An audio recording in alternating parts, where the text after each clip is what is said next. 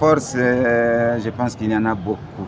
Il y en a beaucoup parce que le bilingue à Mouinda est disséminé désormais dans toutes les diocèses de l'ère des Congo.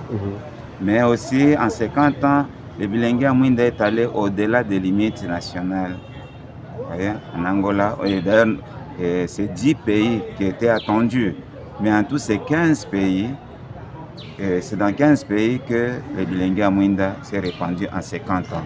Je pense que ça signifie que c'est une bonne initiation, c'est une bonne pastorale.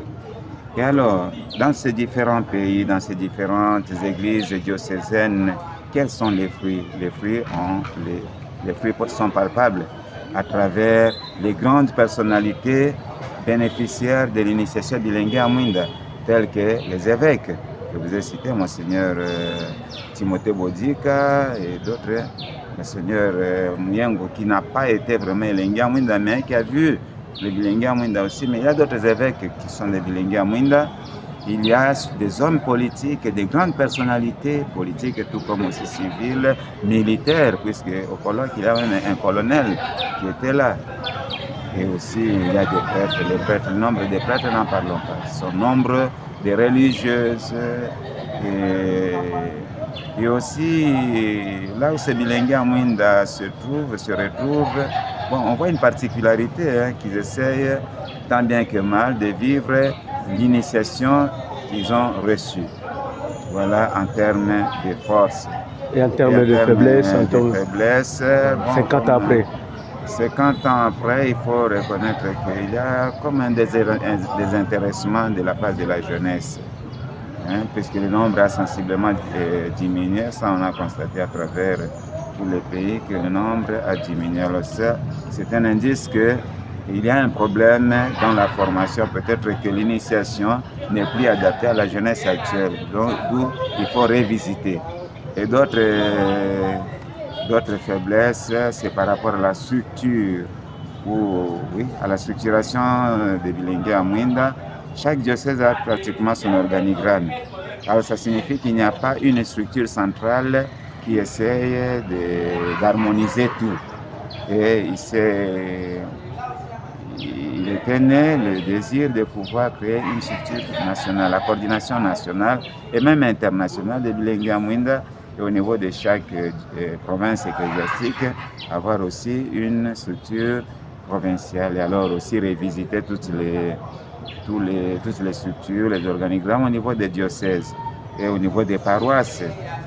Parce que au niveau des diocèses, par exemple, le premier responsable, l'initiateur principal, on peut ainsi dire, de bilingue à Mouinda au niveau du diocèse, c'est l'évêque. C'est l'évêque diocésain qui est le premier responsable.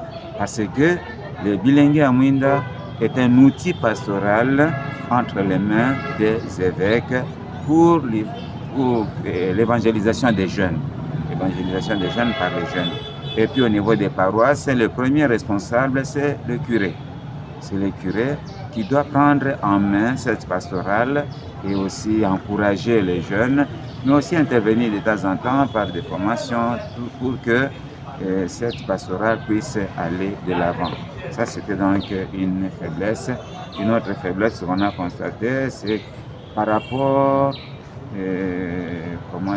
la capitalisation, si on peut ainsi dire, de la part des bénéficiaires, des héritiers de bilingues à Mouinda. Puisqu'on trouve quand même aussi que le taux est encore élevé parmi les héritiers de bilingues à Mouinda, ceux-là qui avaient profité de cette formation, qui sont désœuvrés. Ils n'ont pas vraiment d'emploi. Alors pourquoi cela?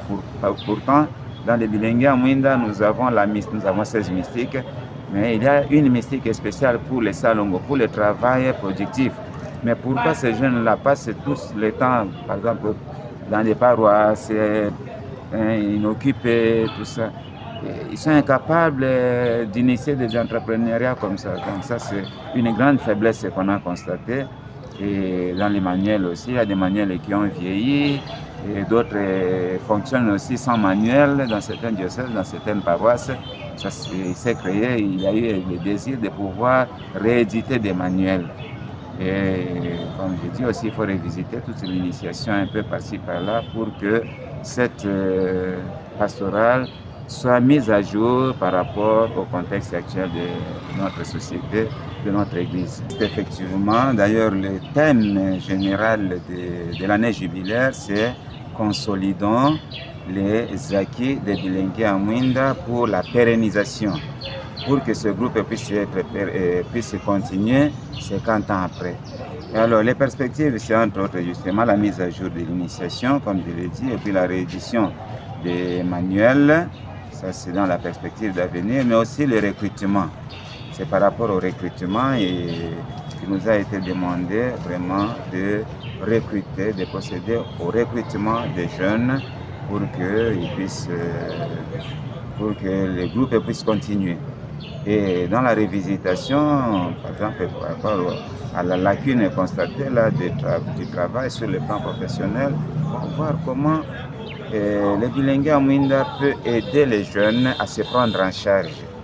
Se prendre en charge, à être des citoyens, vraiment qu'il n'y ait pas de chômeurs. Ça, c'est un problème vraiment qui nous tient beaucoup à cœur.